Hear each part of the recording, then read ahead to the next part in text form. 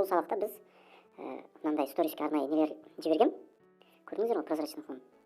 Әдемі сторис, мына жерге сурет салуға болады, ашық жер көрініп тұр. Мынау да сондай ашық жері бар. Бұда да прозрачный бар, PNG форматта. Инстаграм лентаға квадратный. Мынау жазу жазғанға, мынау бос. Соңғы мынаны біреуіне, сосын мынаны біреуіне көрсетейік, иә? Сонымен кеттік. Сақтайық. Қалай сақтайсыздар? Басасыздар суреттің өзін басқаннан кейін, енді көрсетіп отырайын өтші. Мына кез келген жерінен баса саласыздар. Басқаннан кейін, мына жерде 3 нүкте бар. Сол 3 нүктені шығарасыздар басып. Сол кезде сохранить в галерею деген пайда болады. Менің телеграмым басқа, менің телеграмымның аты да басқа, телеграм деп аталмайды. Менің телеграмымның айырмашылығы бар басқа телеграмдардан қарағанда. Менің телеграмымда астында мынандай нелер бар, былай айтқанда фишка деп айтамыз ғой. Фишкалар бар мінекей. Боттар жеке тұрады, канал жеке тұрады, группа жеке тұрады, жеке сообщения жіберетін адамдар жеке, мінекей. Избранныйға тығып қойған группалар жеке жаңағы. Сондықтан, егер де осындай телеграм қызықтырса сіздерді, біздің кішкене жарнама жасап кетейін дейсіз ғой. Кешіріңіздер, біздің қажет құралдар каналына тіркеліңіздер. Қажет құралдар логині телеграмми қажет Q. Осы каналға тіркелсеңіздер, бұл жерде көптеген бағдарламалар бар, әдемі пайдалы видео сабақтар бар. Ол бағдарламамен қалай жұмыс жасау керек туралы шағын. Сондықтан бұл каналға тіркеліп, кішкене білімдеріңізді көтеріп, және де қалай жұмыс, тек қана білім ғана алып қоймай, қалай жұмыс жасау керектігі жайлы толық видеоларды қарап, сабақ алып, бірге бір жасап, пайдаға кенеліңіздер дейміз. Себебі, сонымен мынаны айттым, мына жерге шығып жаңағы жүктеңіз деп. Сохраните в галерею скачаттаймыз. Сізде телеграм басқаша болса, сохраните в галерею, не болмаса сохранитте тауып алыңыздар. Және де былай да скачаттауға болады. Мына 3 нүктені бассаңыздар, автоматически шығады мына жерден. Сохраните в галерею, сохраните в загрузки. Негізінде сохраните в галерею таңдаңыздар. Егер сізде мүмкін телеграмыңыз басқа оригинал шығар, мүмкін ол жерде сохраните в галерею жоқ шығар, мен ұмытып қалдым. Сохраните в загрузки тұрса, сохраните в загрузки да баса беріңіздер. Себебі бұл сурет итакта галереяға сақталады. Содан кейін мына жерден үшеу жаңағы мына үшеуін де сақтап алайық, иә? Мына үшеуін де сақтап алайық. Сіздерге толық көрсету үшін жақсы сабақ болсын, сіңімді, түсінікті. Сіздерде де не үшін нелерді лақтырып жіберіп жатыр, бұлар не деген сұрақ, өздеріңізді мазаламас үшін мен жақсылап сіздерге түсіріп берейін видеоны. Содан кейін мынаның барлығын жақсылап пайдалансаңыздар керемет. Инстаграмыңыз болады, мынандай қызықты әдемі кәдімгі жай бір 500-100 мың подписчиктер бар блогерлардан да мықты мынандай инстаграмыңыз болса, сіздер міндетті түрде табыс таба бастайсыздар. Мына баняға арналған мысалы арнайы дайындағанбыз бұрын заказға. Мынандай жеке өзіңіз өміріңіз жайлы жаңағы жеке блог жүргізгіңіз келсе алсаңыздар болады. Мынау активный статустарға қоятын жаңағы нелер, иконкалар керек болса мынаны өзгертіп тастап басқа иконка қоюға болады. Оны алдағы уақытта үйрете жатармыз. Ал біз жаңа жүктедік, енді PicsArtқа кірейік. PicsArt деген программа бар. Жаңа айтпай қояйын тағы да. Қажет құралдарда PicsArттың толық жаңағы нұсқасы, яғни ақылы бағдарламаларды ақысыз қылып лақтырамыз. Біз Play Market'тен көріп алып лақтырып жатқан жоқпыз. Play Market'тен көріп, оны сіздер үшін бұзып, тегін қылып, полный версиясын солай доступ ашып лақтырып жатырмыз. Сондықтан тегін нәрсені жүктеп алып, ақша тапқан рахат қой шіркін. PicsArtты ашайық. PicsArtты ашамыз. PicsArtты ашқаннан кейін, мен мінекей мына фото деген разделде ең соңғы сіз жүктеген фотолар сақталады. Мінекей 1, 2, 3, 4, 5 сақталып тұр. Енді айтпақшы, мен сіздерге көрсетейін сосын. Осы сабақта көрсете салайын барлығын толық. Сонымен енді қалай жаңағы мынаға мінекей ортасы ашық, сурет жоқ. Екі тәсіл бар сурет салуға. Бірінші осы тәсілді көрсетейін. Мынау бірінші тәсіл. Бірінші тәсіл былай, жаңағы последний фото деген жерден осы рамканы басамыз, өзіңізге керекті 4 бұрыш шығады. Бұның форматы уже Инстаграмда білетін шығарсыздар, 1080-де X 1080, яғни 4 бұрыш, түп 4 бұрыш. 1080 деген размер, 4-4, 2-2 квадрат 4 бұрыш үйлер сияқты 1080-де 1080 пиксель деп аталады бірақта. Сонымен ашылды 4 бұрыш. Енді PicsArtты білетіндерге, білмейтіндерге айтайын, неке мына жерде төменгі астыңғы слойда бізде инструменты деген бар, эффекты бар, преображение, стикер, вырезать, текст, добавить фото, квадрат, кисти, граница, маска, рисовать, блик, маска, формы, рамка, выноска деген бар. Осының барлығы доступ ашылған мінекей. Корона, яғни коронада тұрса, ол ақылы деген сөз, кейбір оның ішіндегі бөлшектері. Бірақ бізде барлығы бұзылған, сондықтан ақылы нәрсенің барлығы ақысыз. Рахат қой, тек қана қажет құралдарға кіріп, скачеттап жұмыс жасай беріңіздер. Бізге аштық мына рамканы. Енді не істейміз? Бізге мына жерден добавить фото деген керек. Мынау керек бізге добавить фото. Осы добавить фотоны басамыз, содан кейін қойғыңыз келген бір суретті таңдайсыз. Мынаны алайық жарайды, офистің ішіндегі суретті. Мына мысалы бізде широкий. Енді бұны мен 4 бұрыш қылуым керек. Қалай 4 бұрыш қыласыздар? Жаңағы астындағы менюда, мына жерде мінекей обрезать деген бар, көріп тұрсыздар ғой, иә, менде қазір жабылып қалады, мінекей обрезать деп, ой, обрезать деп тұр мінекей. Осы обрезатьті бассаңыздар, жеке мына суреттің өзін ғана кесесіздер. Бізге квадрат керек, мінекей квадрат керек. Мынандай шеттеріне, мына шетіндегілерді көріп тұрсыздар ғой, мынандай. Мынаны көріп тұрсыздар. Олар бізде размер өзгертуге көмектеседі. Былай түсіруге болады. Квадрат болғандықтан төртбұрыш қана кесіледі. Былай шетін жоғары жақтан төмен қарай алсақ болады, былай. Осыларға көмектеседі. Енді біз осылай алайық. Содан кейін таңдадық. Квадрат, мына жерде тұр квадрат, мына жерде Instagram квадрат деп тұр, историяға мінекей былай, Facebookқа, Pinterestке, неге Twitterға, YouTubeға, бізге Instagram квадрат не болмаса, мынау квадрат бола береді. Мынаны қисайтуға болады. Өзіңіз енді сурет әрі қарай қатты бір жақсы көремін десеңіз, иә, осы қисайтып келтіріп отыруға болады. Мен сіздерге сабақ үйретіп жатқандықтан көп уақыт алмай ақ қояйын, өйткені видеоның памяти көбейе береді запись жүрген сайын. Мынаны басамыз, яғни окей деген сияқты галочканы басамыз. Сурет төртбұрыш болды, көрдіңіздер ме? Сурет бізде төртбұрыш. Енді оны қалай үлкейтеміз? Мына көріп тұрған шығарсыздар, мына стрелканы екі жаққа кетіп тұрған. Соны ішке тартсақ кішірейеді, сыртқа етсек үлкейеді. Мына көктерді байқап тұрсыздар ма? Былай көлденеңнен және тігінен тұрған. Яғни сурет ортада тұр деген сөз. Бұл арнайы бізге подсказка. Егер мына жерге қойып қойып етсем, ортасындағы көлденеңнен көк жоқ, себебі сурет ортасында емес. Сондықтан бұл жұмысыңызды жасауға жеңілдетеді. Бірінші әдістің кішкене жақсы жағы осы, мінекей. Суретті дәл ортасына тарылтып қоя аласыз. Мына шетте мысалы көк жоқ, мына жерге келдім, суреттің ортасы төмен түсіремін, суреттің ортасы, пожалуйста. Мынау бізде, мынаны көріп тұрсаңыздар, бұл бізде қисайтатын. Былай қисайтуға болады. Сары жаңағы тоже келтіріп тұрады, сызығымен подсказка түзу екен. Айналдыруға болады, жаңағы түсініңіздер деп ойлаймын. Содан кейін мына X-ті бассаңыздар, сурет өшіп қалады. Яғни басқа сурет таңдайсыз. Тағы айта кететін жайт, енді сіз бұл сурет алғыңыз келмейді, басқа сурет алғыңыз келіп тұр. Не істеу керек? Мына жерде replace деген бар, көріп тұрсаңыз. Replace-ті бассаңыз, басқа суреттер таңдауға мүмкіншілік ашылады. Опа, мінекей көрдіңіз бе? Бұны да қайтадан обрезать етесіз, жаңағы төртбұрыш қылып. Осылай обрезать етіп, тағыдан галочканы басып.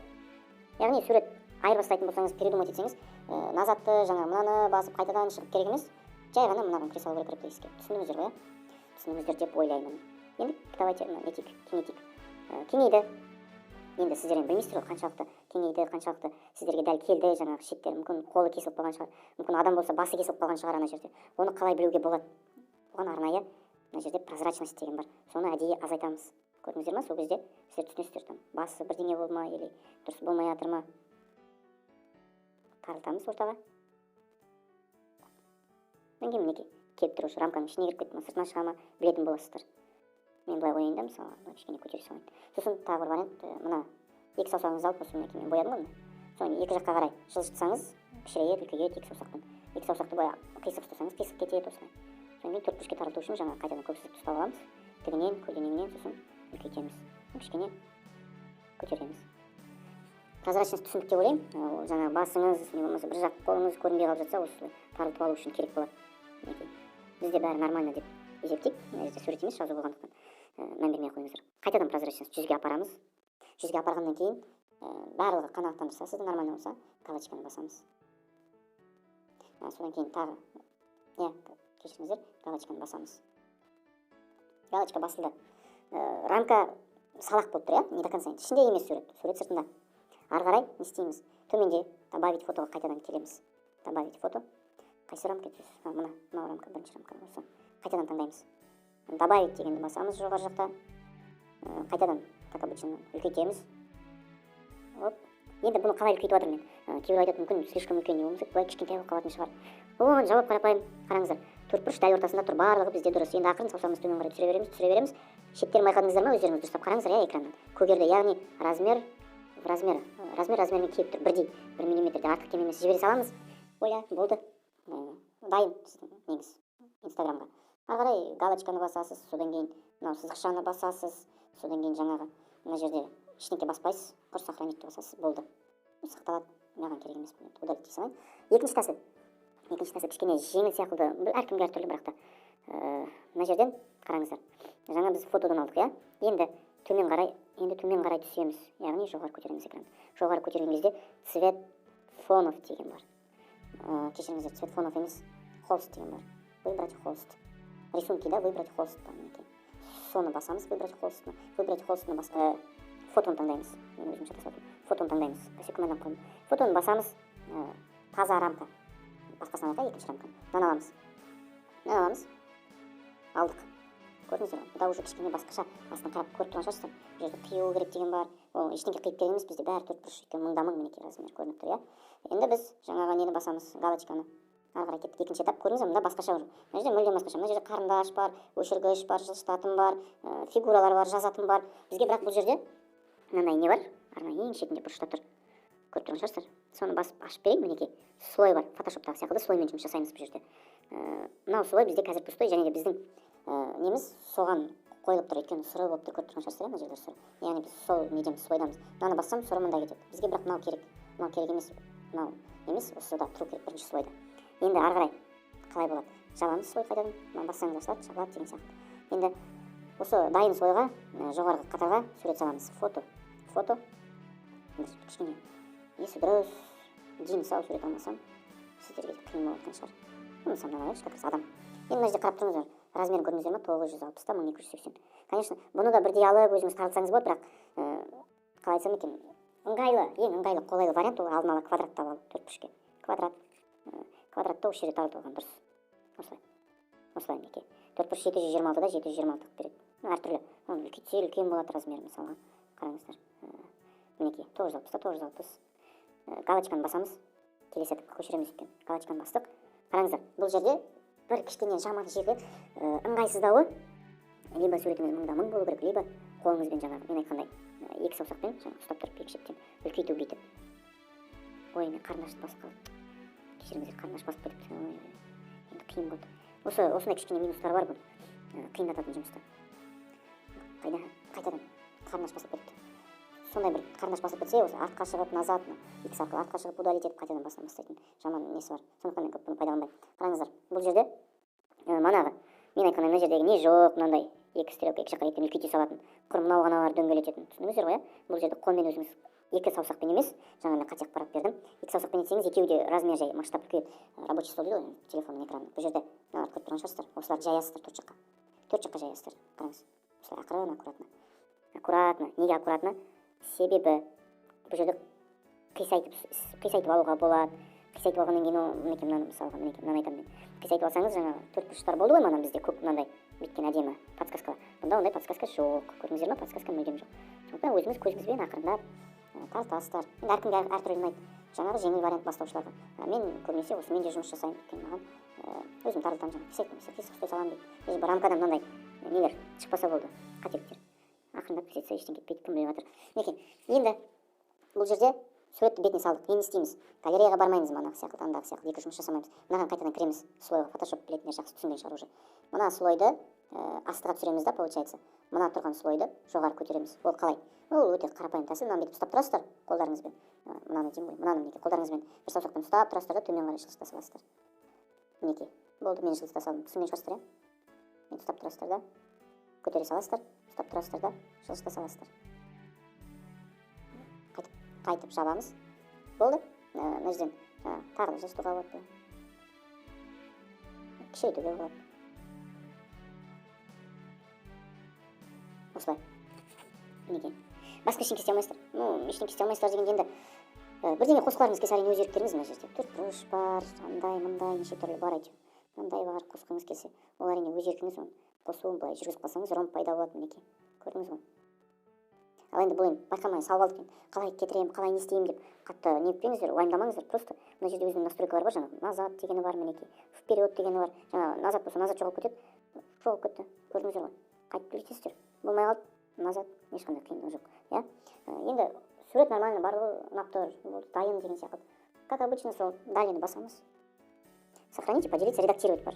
Сохранить, поделиться жаңағы уже инстаграмға бөлісу. Редактировать деген ол бізде әлі өзгерту. Әрине суретті өзгерте алмайсыздар. Бұл жерде мына жерде не бересіздер, эффект қоя аласыздар. Эффекттер бар жаңағы мынандай коронкасы бар, ақшаға сатып алатын эффекттер бізде тегін екен, біз оны біз ұстағанбыз қажет құралдарда. Глич деген бар мінекей. Көрдіңіздер ғой гличті. Түсінген шығарсыздар не екенін. Осындай.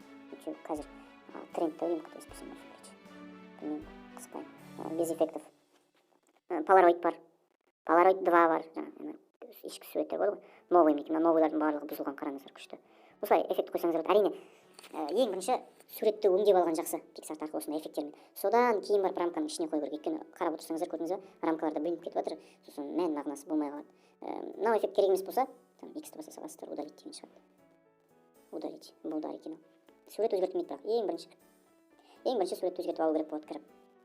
Ары қарай сақтайтын этап. Сол сақтаймыз. Болды. Сохранить. екі тәсілін көрсеттім. 24 минут өтіп кетті. Екі тәсілін көрсеттім. Енді бір бұдан артық енді сұрақ жоқ шығар деп ойлаймын, иә. Енді бізде мынандайлар кездеседі. Қазір каналға жібереміз. Мынаны көрсетейін, сторис. Стористі де көрсетейін. Стористе сол екі тәсіл. Рисунки, выбрать холст, рисунки, выбрать холст.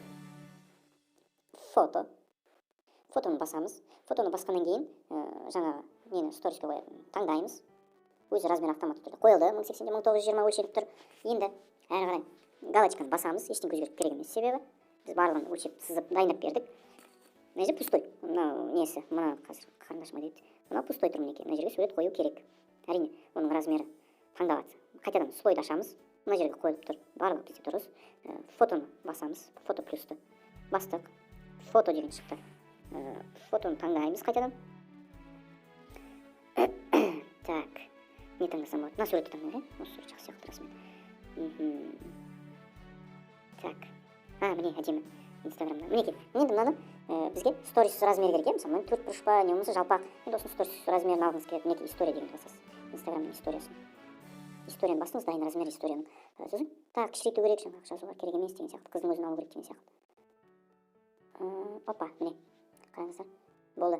Галочканы басамыз. Галочканы бастық. Келді, керемет. Енді шетіне қойып, ақырын бай. Артық па, кем ба, өзіңіз білесіз. Өйткені бәрі артық қойға кетеді ғой. Ничего страшного, жалып бітсе де телефоныңызды ештеңе кетпейді. Сіздер өйткені уже білесіздер, мамансыздар. Слойды ашамыз қайтадан. Слойды ашамыз да мынаны басып тұрып төмен қарай жылжыта саламыз. Яғни түсіреміз слойды. Болды. Супер, иә? Қараңыздар, қалай күшті болды. Әдемі, қараңыздар, қозғап, келтіріп, размерін тағы үлкейтуге былай. Әдемі. Былай. Мен өзім суретті түсіріп суретпен айналысқандықтан кішкене таңдаймыз әрине міндетті түрде. Жаңағы аяғы кішкене болу керек, көрсету керек. Міне, қалай керемет, келісесіздер ме? Болды. Сурет дайын. Супер ма? Супер. Енді мына жерден ешқашан текст жазам деп ойламаңыздар. Мына жерден текст жазсаңыздар проблема болады. Мысалы мен жаза салайын, галочка. Бұл жерде қойылмайды, көрдіңіздер ме? Ол үшін қолмен бүйтіп жүру керек. Әрине қолмен жүріп жазғыларыңыз келсе, айтпақшы жазыңыздар. Айтпақшы жазу үшін енді бірінші слой бізде ақ слой. Жаңағы телефонның сырты ол үстіңгісі ғой. Көрдіңіздер ме? Сыры екіншіде тұр, сондықтан үстіне басамыз да жазамыз. Ой, қызық бітті ғой. Қайтадан не дейікші? Жазамыз. Көрдіңіздер ме? Қолмен ғана жазылады, жүгіртіп. Сондықтан мен ұнатпаймын. Сондықтан біз жазу үшін мынаны қайтып осы жерде тек қана сурет өңдейміз да ары қарай өткізіп жібереміз. Далее редактировать кіреміз қайтадан. Енді бос орынға бірдеңе жазғыларыңыз келетін шығар, білмеймін ғой. Мүмкін мастер-класс па бір нәрсе. Соны алдын ала сұрақ болмас үшін сіздерге көрсетейін деп отырмын ғой. Мен мына жерде жаңағы меню барға кіреміз. Менюдан текст деген тауып аламыз, көріп тұрған шығарсыздар текстін басамыз. Көлікте мысалы. Көлікке заказ қабылдаймыз, көлік тұр ғой. Көлікке заказ қабылдау басталды. От салсайын, бір смайлик кезген. Мінекей, мынаны көріп тұрсыздар ғой. Жылжытсаңыздан астындағы тұрып қалған от былай қарай жылжиды. Яғни широкий қылып көрсетіп береді, үлкейтеді жаңағы. Сол баяғы мінекей, ортасында тұр, көк сызық өйткені жанып тұр. Барлығы не жақсы деген сөз. Бізге оны түсіру керек. Дәл ортасына түсірсек, осылай тағы ортасына тұрып аламыз. Цвет, обводка бар мінекей, енді оны айтып керек емес шығар, сіздерге оны қарай түсініп аласыздар. Цветті өзгертесіз мінекей. Қызылға, қызыл цвет көп кездескендіктен қызыл таңдаймыз. Үлкейтеміз енді. Мынаны үлкейтеміз қазір размерін. Шрифтісін үлкейіп кішкене жирный қылайық. Шрифтісі ұнамай жатыр. Астында мінекей шрифттер бар, мінекей таңдайтын. Айтпақшы кейбір шрифттер сіздерге келмеуі мүмкін, оны жеке орнату керек бұл программаға. Біз болашақта лақтырамыз шрифтін қалай бұл программаға енгізуге болатынын көрсетеміз. Себебі менің мысалы қараңыздар, менде әдемі компьютерде жоқ шрифттер бар, даже телефонымда. Еще қазақша шрифттер, жай ғана шрифттер емес. Керемет әдемі шрифттер бар менде, қазақша. Берем әрине сіздерге. Мінекей қараңыздар, қалай күшті. Көздің жауын алмай ма мынандай шрифттер? Көлікке заказ қабылдау басталды, прозрачный еще. Басқа да шрифттер бар. Не істеп жатырмын? Басқа да шрифттер бар. Маған олмаған жоқ, мысалы прозрачный. Маған келмейді, үйлесімді болу керек. Мынандай шрифттер бар, мінекей қазақша. Телефонға қазақша шрифттер, мінекей біз оны береміз. Мынаны келіп төмен қарай через абзац түсіргіңіз келсе, дұрыстап жазғыңыз келіп, интерді басып бүйтіп түсіресіздер, оны өздеріңіз түсініп аласыздар қалай. Середина, шеті, мынау бар әлі. Осылай мынаны кішірейтесіздер ме, жоқ әлде былай тартасыздар ма жаңа. Мынаны қалай тартты деген сұрақ болып қалмасын.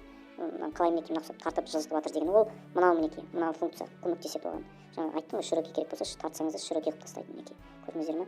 Былай істеуге болады. Көлікке заказ. Енді тарта алмай жатыр. Міне. Мына кішкене дөппек қылып қойыпты.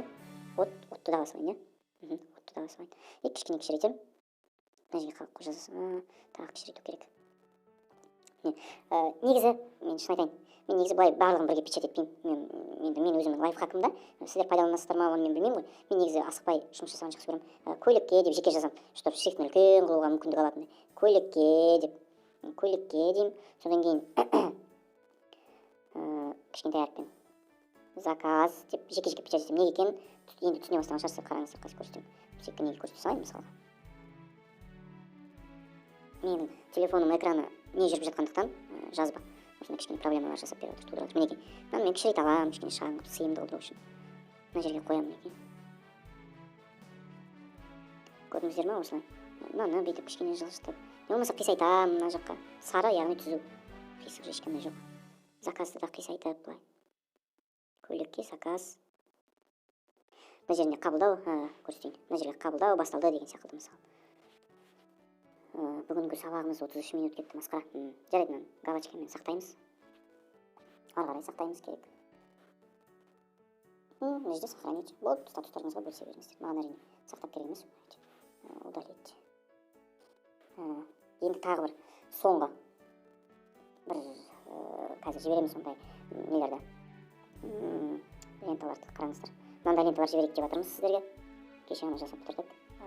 Бұнда сіздер көріп тұрсыздар уже, айтып керек емес. 1 бос орын, 2 бос орын, 3 бос орын, 4 бос орын, 5 бос орын, 6 бос орын бар. Бұнымен жұмыс жасау үшін ең жеңіл вариант, жаңағы екі вариантты да пайдалануға болады, алайда бірінші вариант болған қиын, себебі 6 сурет бар. Бұны бірден рисунки, выбрать холст, жаңағы қайтадан сол фотоны таңдаймыз. Фотодан жаңағы өзіміздің өзгертетін рамканы аламыз. Бұның ең жеңіл варианты осы. Енді қараңыздар. 1 көрініп тұр, ақсызықтар 4, 1, 2, 3, 4, 5, 6, 7, 8, 9. Көрініп тұр, өзі. 4 қылып қойып тастаған. Жақсы ғой. Галочка басамыз, ештеңе өзгерткеніміз тағы да керек емес өзгертіп. Енді бұған суреттерді саламыз. Жаңағы мынаны міндетті түрде ашып көру керек бізге просто. Қараңыздар, үстінде тұр. Это нормально үстінде тұрса. Енді суреттер саламыз. Бұл жерде подряд саламыз, қараңыздар. Кезегіден 6 сурет. Бүгін жұма бар, мүбәрәк болсын дейді. Мына жерге қоямыз. Қараңыздар, енді төртбұрыштердің размері әртүрлі, енді угадать ету қиын ғой. Ол үшін біз қандай қулыққа барамыз? Ол үшін біз мына бірінші енді бізде қазір главное не болып тұр, жұмыс істейтін жер. Астында прозрачность деген бар, көрдіңіздер ме? Соны азайтамыз. Суретті тарату үшін, көрдіңіздер ме? Ар жағындағы фонды көріп тұру үшін, келтіру үшін. Содан кейін мынаны кішкене кішірейтеміз былай. Сосын қоямыз. Ана ізгі деген жазу көрінсін. Ңыз қалып қойыпты мысалы. Сондықтан тағы кішкене кішірейтеміз. Болды, нормально. Кейін тағы да солай добавить фото. Картаны алайық. Типа мешіттің суреті. Мынаны білесіздер ғой, размер 4 қылу үшін квадратқа барамыз. Квадрат. Керекті фон, керекті жерін таңдап аласыз. Қайтадан уже жаттап алатын болдық, иә? Галочка, 4 бұрыш, прозрачный тағы дайын. Кішірейттік та бір қолымызбен суреттің үстінен бастап жазамыз былай. Келесі сурет тағы да добавить фото. Сурет таңдаймыз. Квадрат. Обязательно квадрат. Жоқ, мынаны салайын. Галочка. Тағы кішірейтеміз. Мына жерге қоя саламыз. Тағы жарайды, мен осымен тоқталайын. Сіздер түсіндіңіздер уже, иә? Солай қойып қоя аласыздар. Енді бұлар енді қазір непрозрачный жағдайда тұр ғой, 54% непрозрачность мінекей. Қосамыз 100-ге. Біз уже бәрін білеміз қалай болатынын. Қайтадан мынаны басып тұрып төмен қарай жібермей қолыңызбен, саусағыңызбен басып тұрып төмен қарай түсіріп қаласыз. Болды, қараңыздар. Оля. Енді мына жерде өзгертуге болады размер суреттің үстіне мінекей. Иншот бар. Мынау кішкене менде көрініп қалды деп ойлап тұрмын, сондықтан үстіне апарамын да қайтадан. Жоқ, нормально. Ой, сызылып кетті. Ұмытып кете беремін. Бір жаман осы мінекей. Бір сызып кисточкада дайын басып тұрғандықтан сызылып кетеді. Бір жаманы сол өкінішке орай. Негізі уже біз салып қойыппыз. Ничего страшного, суретті айырбастауға болады. Себебі бізде қараңыздар, мына фонды алып тастасақ, әлі бос фон бар. Яғни мына сурет удалить етілмейді. Сізде барлығы дұрыс, бір сурет қате кетті, не істейсіз? Ол үшін мынаны енді мына жерде мінекей корзинка тұр ғой, удалить етемін. Удалить етпейсіз ғой, дұрыс па? Бір суретке болады. Ол үшін не істейсіз?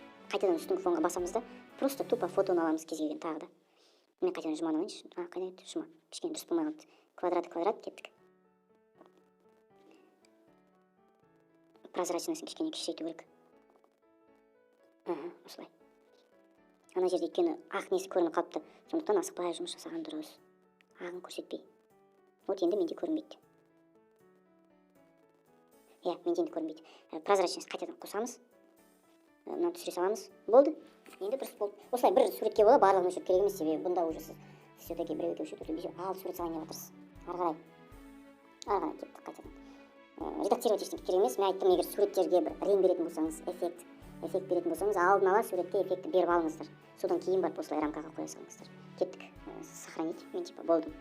Өйткені бұны енді түсіндіңіздер ғой. Бұны қайтып сохранить как стикер деп тұруы мүмкін. Оны алып тастаңыздар галочканы. Сохранить. Сохранить фото на устройство деген таңдаймыз.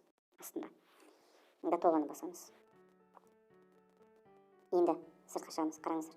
Мынандай программа болу керек. Не болмаса басқа нұсқасы біз неге де жібереміз, қажет құралдарға Инстаграмның Play Market'тен де табылады, iOS-тан да табылады. Бұл бізде жаңағы суретті 9 бөлікке бөлетін программа GridMaker деп аталады.